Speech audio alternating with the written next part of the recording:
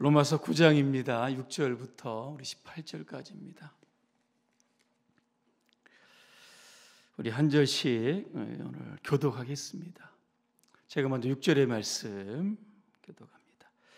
그러나 하나님의 말씀이 폐하여진 것 같지 않도다. 이스라엘에게서 난 그들이 다 이스라엘이 아니요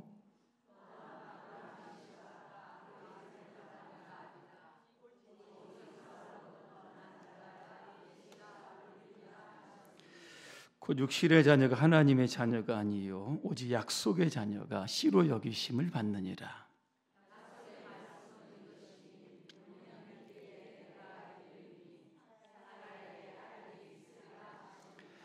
그뿐 아니라 또한 리브가가 우리 조상 이삭 한 사람으로 말미암아 임신하였는데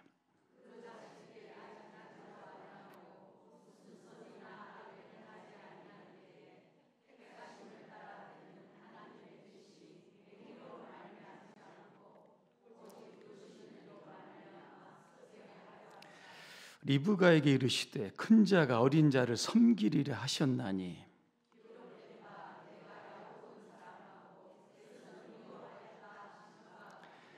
그런즉 우리가 무슨 말을 하리요 하나님께 불의가 있느냐 그럴 수 없느니라.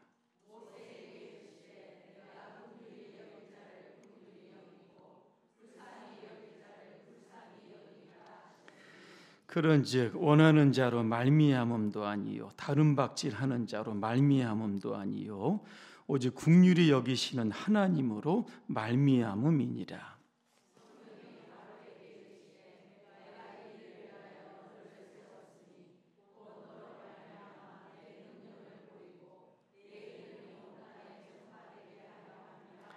(18절) 함께합니다. 그런즉 하나님께서 하고자 하시는 자를 긍휼히 여기시고 하고자 하시는 자를 완악하게 하시느니라. 아멘. 하나님의 주권과 선택이라고 하는 주제로 말씀을 드립니다. 할렐루야. 아멘. 여러분과 인사하겠습니다. 하나님의 주권에 순종합시다. 신앙생활이 뭘까? 참 힘들고 어렵습니다. 신앙생활은 하나님을 믿는 겁니다. 어떤 분은 하나님을 내가 이해하고 믿겠다 이런 분이 있습니다. 어떻게 피조물이 창조주 하나님을 이해하고 믿을 수 있을까? 이게 불가능하지 않겠습니까? 이러다 보니까 신앙생활을 하지 못하는 겁니다. 하나님은 이해의 대상이 아니라 믿음의 대상입니다. 이 순서를 굉장히 우리가 중요시해야 되는 겁니다. 특별히 하나님의 주권과 선택에 관한 이 부분도 굉장히 여러분 이해하기가 참 힘듭니다. 지난 시간에 보면 바울이 자신의 동족 유대인들을 생각할 때마다 큰 근심이 있고 그치지 않는 고통이 있다고 했습니다. 그 이유가 뭡니까? 자신의 동족인 유대인 이스라엘 백성들은 하나님의 선민으로 선택을 받았습니다. 그리고 너무나 많은 축복을 받았습니다. 어떤 축복을 받았습니까? 하나님의 장남이 됐습니다. 하나님의 상속권자가 됐고 율법도 받았고 하나님의 수많은 축복도 받았고 유대인들을 통해 누가 나옵니까? 예수 그리스도가 탄생하게 되었던 겁니다. 그런데 이스라엘 백성들은 예수님을 영접하지 않았습니다. 그래서 바울은 고민에 빠진 겁니다. 왜 하나님은 이스라엘 백성들을 선민으로 택하셨으면 그들을 하나님의 백성으로 만드셨어야지. 왜 그들을 오히려 예수님을 영접하지 않고 메시아를 십자가에 못 박는 오히려 하나님을 배신하는 백성으로 만드셨을까? 하나님 혹시 실수한 거 아니실까? 이런저런 생각이 많이 들었던 겁니다. 자, 그때 오늘 바울은 고민하다가 오늘 6절에서 답을 딱 찾아냅니다. 오늘 저와 여러분도 아마 이런 거 고민하셨을 텐데 제가 한번 읽어드립니다. 그러나 하나님의 말씀이 폐하여진 것 같지 않도다. 이스라엘에게서 난 그들이 다 이스라엘이 아니요, 이렇게 말씀합니다. 무슨 이야기입니다? 하나님의 구원은 국가나 민족, 집단으로 구원하는 것이 아니다, 이런 뜻입니다. 자, 이 말씀을 뒷받침해 주는 말씀이 창세기 출애굽기 19장 5절과 6절 제가 한번 읽어드립니다. 이제 너희가 정말로 나의 말을 듣고 내가 세워준 언약을 지키면 너희는 모든 민족 가운데서 나의 보물이 될 것이다. 온 세상이 다 나의 것이다. 그러므로 너희는 내가 선택한 백성이 되고 너희의 나라는 나를 섬기는 제사장 나라가 되고 너희는 거룩한 민족이 될 것이다. 너는 이 말을 이스라엘 자손에게 일러주어라 그랬습니다.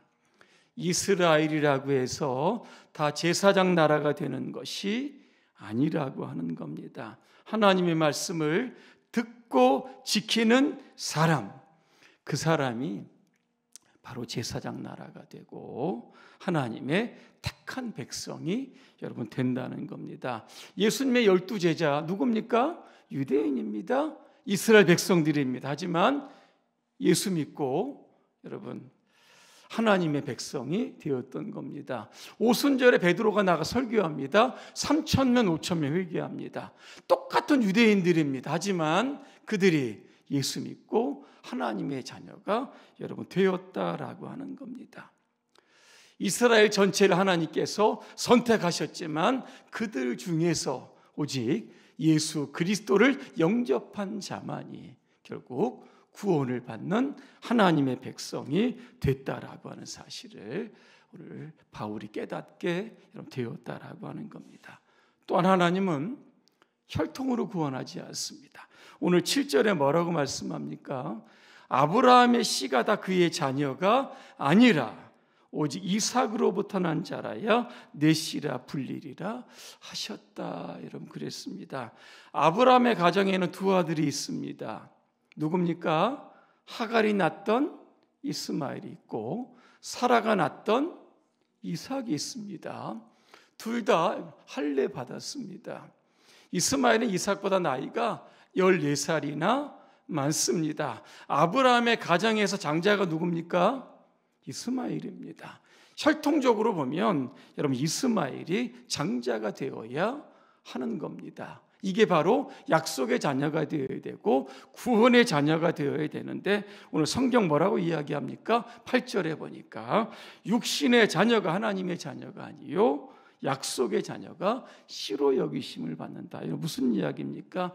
이스라엘은 아브라함이 인간적인 방법으로 태어난 육신의 자녀라고 하는 겁니다. 하지만 이삭은 어떻게 했습니까? 사라가 아이를 낳을 수 없는 사라의 태가 죽었다 그랬습니다. 하지만 하나님께서 기적적으로 사라를 통해서 약속하셨던 결국 이삭을 태어나게 하셨다라고 하는 겁니다. 원래 보면 이스마엘이 결국 아브라함의 후손이 되어야 되는데 결국 이삭이 아브라함의 후손이 되어서 모든 민족의 조상이 되었던 겁니다. 구원은 혈통의 육종으로 나지 않고 결국 하나님께로부터 말미암는다라고 하는 것을 또 깨닫게 됩니다. 또 하나, 하나님은 인간의 행위로 사람을 구원하지 않으십니다. 오늘 10절부터 13절까지 쭉 읽다 보면 누가 나옵니까? 누가 나오죠? 야곱이 나오고 이삭이 나옵니다. 어머니 리브가가 임신했는데 이 두 아이가 싸웁니다. 하나님 뭐라고 말씀하십니까? 큰 자가 어린 자를 섬긴다. 말라기에도 이런 말씀이 나옵니다. 내가 야곱을 사랑하였고, 야곱이 누굽니까? 동생입니다. 에서를 미워하였다 그랬습니다. 이들이 아직 태어나지도 않았습니다. 무슨 악이나 선을 행한 것도 아닙니다. 그런데 하나님이 주권적으로 누구를 쓰십니까? 야곱을 사용하여 선택을 하셨다라고 하는 겁니다. 어떻게 보면 굉장히 불합리한 것 같습니다. 왜 야곱은 사랑하시고 에서는 미워하셨을까? 이거 불합리하지 않습니까? 누구든지 이런 의미를 여러분 할 수 있다라고 하는 겁니다. 우리의 구원도 여러분 마찬가지입니다. 수많은 사람 가운데서 저가 여러분들이 여러분 구원받았습니다. 왜 나를 구원하셨을까?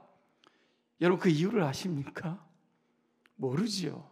하나님께서 저와 여러분들을 택하셨기 때문에 구원하신 겁니다. 그래서 구원보다 선택이 앞서는 것. 그래서 어거스틴이라고 하는 이런 이야기를 합니다.